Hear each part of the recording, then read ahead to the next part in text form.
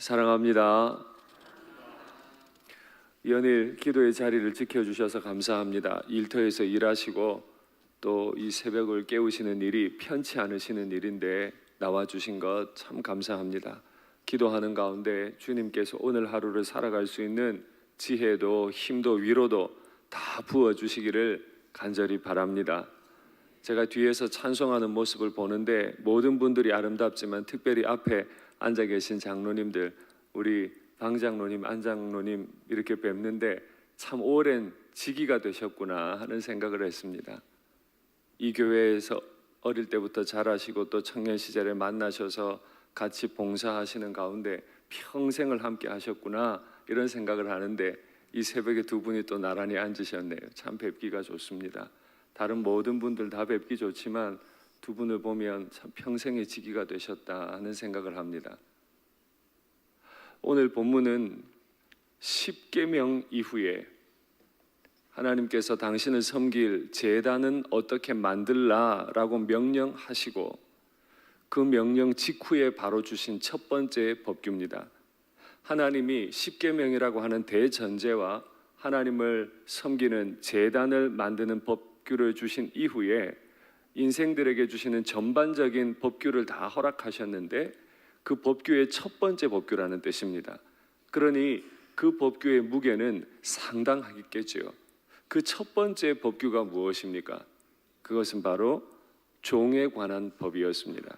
다른 수많은 법이 있는데 그 수많은 법보다 노예에 관한 법, 종에 관한 법을 하나님이 주셨다는 겁니다. 그만큼 하나님은 노예에 관해, 종에 관해 관심이 많으셨어요. 사람이 살다 보면 경제적으로 어려워지게 됩니다. 그래서 갚을 길이 없게 되니까 노예로 팔려나가는 경우가 있습니다. 또 어떤 경우는 내 가난과 관계없이 전쟁 때문에 노예가 되는 경우가 있었습니다. 모세가 성경을 기록할 당시 그 지역에는 노예 문화가 아주 성행했었습니다. 그러고 보면 노예 문화가 없었던 적은 없었어요. 그런데 이 노예 문화가 성행했기 때문에 노예를 다루는 방식도 다양했습니다. 어떤 사람들에게 노예는 어떤 지역에서는 평생 한 번 노예가 되면 영원한 노예가 되는 거예요.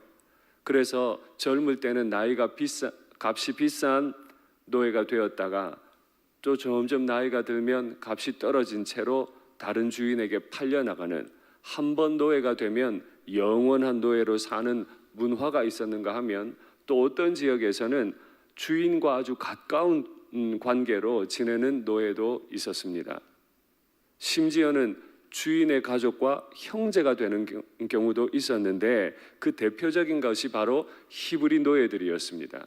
히브리인들에게 이 노예 관계는 주인과 형제가 되는 관계였습니다. 그래서 율법에 보면 사람이 빚을 졌거나 어떤 손해를 물어주어야 할 일이 생겼는데 그 큰 돈을 감당할 수 없을 때 그는 어쩔 수 없이 주인의 종, 곧 노예가 될 수밖에 없었습니다. 그런데 이 노예에 대해서 하나님은 그를 존중하셨기 때문에 가족처럼 여기라고 하셨고, 그가 일정의 기간을 섬기고 나면 더 이상 노예로 두면 안 된다고 기한을 정하셨는데 그 기한이 바로 6년이었습니다. 6년까지만 노예로 지내고 7년째가 될 때는 그를 내보내 주어야 한다라고 결정한 것이죠. 그만큼 하나님은 노예가 영원한 노예로 살기를 원치 않으셨습니다. 그리고 노예로 살 때는 먹을 것을 주잖아요. 주인의 집에서 먹을 수 있었기 때문에 큰 어려운 게 없어요. 비록 노예가 된 게 슬프고 어렵긴 하지만 먹고 살 수는 있습니다. 그런데 이 노예가 6년의 기간이 끝나고 자유인이 될 때 그냥 내보내면 먹고 살 수가 없잖아요. 그래서 신명기 15장 14절에 보면 노예가 자유인이 될 때 6년이 지나고 7년째가 되어서 내어보낼 때는 너의 타작마당과 포도주 틀에서 무언가를 주되 후히 주라고 말씀하십니다. 노예가 자유를 얻자마자 극빈자층으로 다시 전락하는 일이 있어서는 안 된다는 거예요. 하나님은 그만큼 이스라엘 내에서 노예 제도, 종의 제도가 생길 수밖에 없는 이유를 인정하시지만 그의 인권을 매우 중요하게 여기셨기 때문에 노예가 해방될 때는 완전히 경제적으로 독립할 수 있게 해주라는 게 하나님의 법이었습니다. 이 법을 따라 이제 노예를 해방할 때가 되었는데 한 집에 여러 종류의 노예가 있을 수 있습니다.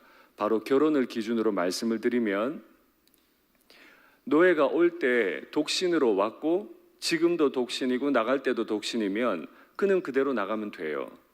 그런데 노예가 올 때 결혼을 해서 노예로 왔고 노예 생활할 때도 결혼 생활을 유지하고 있었다면 나갈 때는 반드시 그 아내와 함께 내보내야 했습니다. 둘 중 하나 남기면 안 되는 거예요. 결혼을 깨트리지 않기 위해서 내보내는 거예요, 둘 다. 그런데 문제가 하나 있습니다. 독신으로 왔는데 주인이 사랑하는 마음을 가지고 이 노예에게 아내를 주었어요. 그 아내와 함께 결혼 생활을 하고 아이를 낳아 살던 중에 노예 계약 기간이 끝이 난 거예요. 그러면 나갈 때 어떻게 나가야 하느냐? 혼자 나가야 됩니다. 원래 이 아내는 주인의 것이었기 때문에 혼자 나가야 돼요. 이럴 때 이제 갈등이 생기는 거죠. 그는 혼자 나가도 이제 살 수 있을 만큼 후이 타작 마당과 포도주 틀에서 받은 것이 있습니다.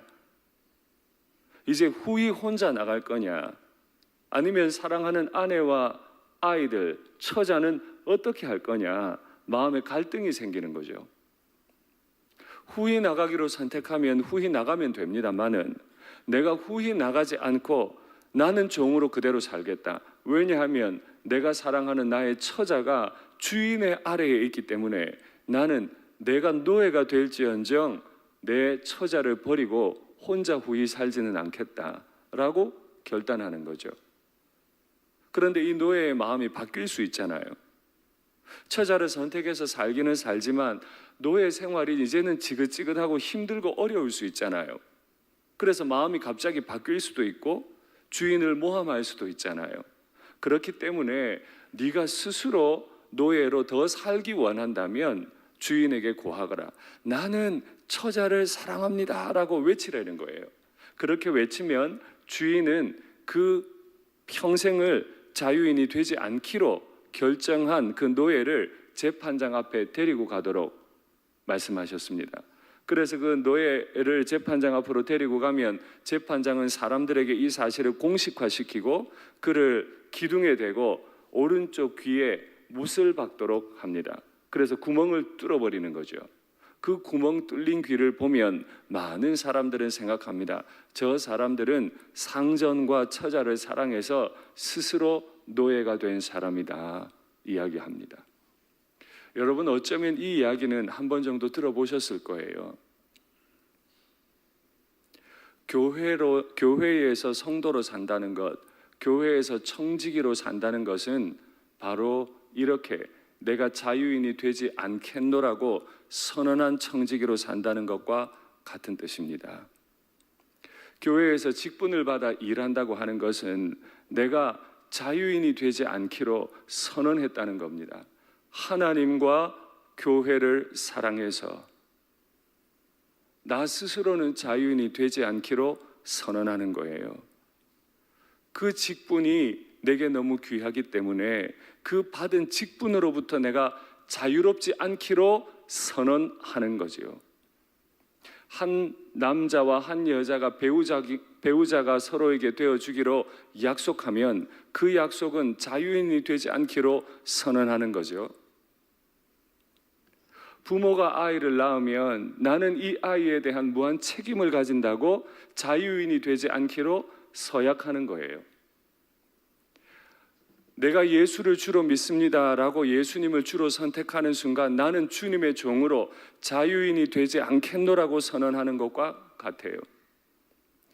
직분을 받을 때 목회자가 담임 목사로 위임을 받을 때 내가 스스로 내 하나님과 이 교회를 사랑하기 때문에 자유인이 되지 않겠노라, 나는 철저히 이 교회에 매이겠노라 선언하는 것과 같다면 직분자들이 직분을 받게 될 때는 나는 자유인이 되지 않고 교회의 청지기, 교회의 종과 노예가 되겠노라고 선언하는 것과 같아요. 그래서 청지기가 된다는 것, 종이 된다는 건 참 무서운 일입니다. 분명히 나는 내게 주신 후한 것들을 가지고 자유롭게 지낼 수 있습니다.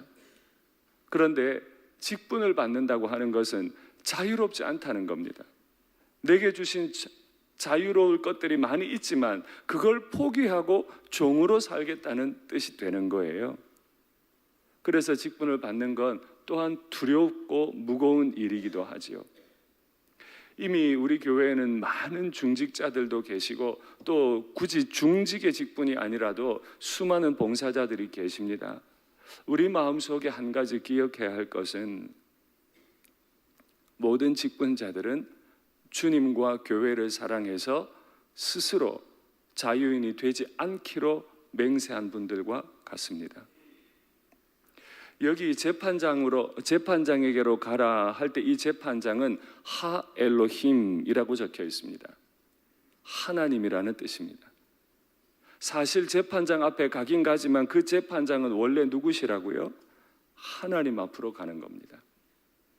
주인에게 서약하는 것 같지만 사실은 이스라엘의 법규 안에 있기 때문에 하나님 앞에서 서약하는 것입니다.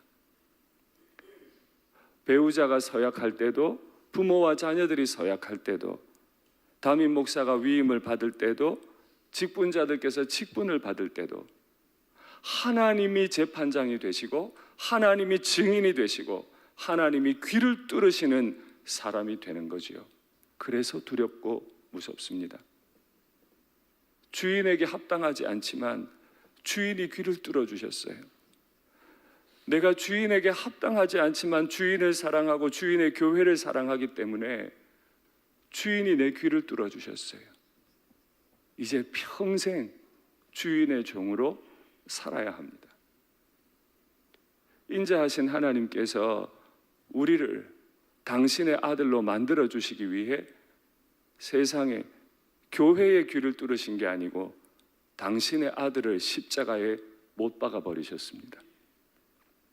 예수님은 그런 아버지 앞에 충실한 청지기로 살아가시기 위해서 당신의 몸을 기꺼이 십자가로 가져가셨습니다. 하나님을 사랑했고 죄인된 나를 사랑하셨기 때문입니다. 주님 앞에 전혀 합당하지 않은 나를 사랑하셨기 때문에 하나님의 집에 큰 청지기로 살아가시기 위해서 당신의 자유를 포기하시고 아버지의 뜻을 따라 아버지를 사랑하고 아버지께서 사랑하시는 교회를 사랑하기 위해 당신을 십자가에 못 박으셨습니다. 그러면 나는 오늘 무엇을 포기하면 좋을까요? 직분받은 우리는 무엇을 포기하면 좋을까요? 포기해야 할 것들이 많은 줄로 압니다만은 지난 주일에 말씀드렸던 대로 하나님이 자기 피로 사신 교회, 하나님이 자기 피로 사신 교회라는 사실을 가슴에 못 박아야 할 줄로 압니다. 귀를 뚫을 수는 없지만 이 교회는 하나님이 당신의 피값으로 사신 교회라는 사실을 마음에 못 박고 평생 그 흔적을 가지고 살아가시는, 자유인이 되지 않겠노라고 서약한 이 서약이 하나님 앞에 존귀하게 쓰임받는 서약이 되도록, 하나님과 교회가 기뻐하는 서약이 되도록 그렇게 힘써 주시기를 간절히 바랍니다. 이 미련한 사람도 하나님 앞에 서약한 날이 있었으니 지혜롭기 위해서 최선을 다하기 위해서 애쓰겠습니다. 우리 교회 모든 직분자들과 봉사자들은 십자가 앞에서 날 사랑해서 못 박히신 주님 닮아 내 스스로를 늘 못 박는, 내 스스로의 귀를 뚫는 그런 종들 다 되셔서 주님의 기쁨을 많이 누리시는 귀한 종들 되시기를 간절히 바랍니다.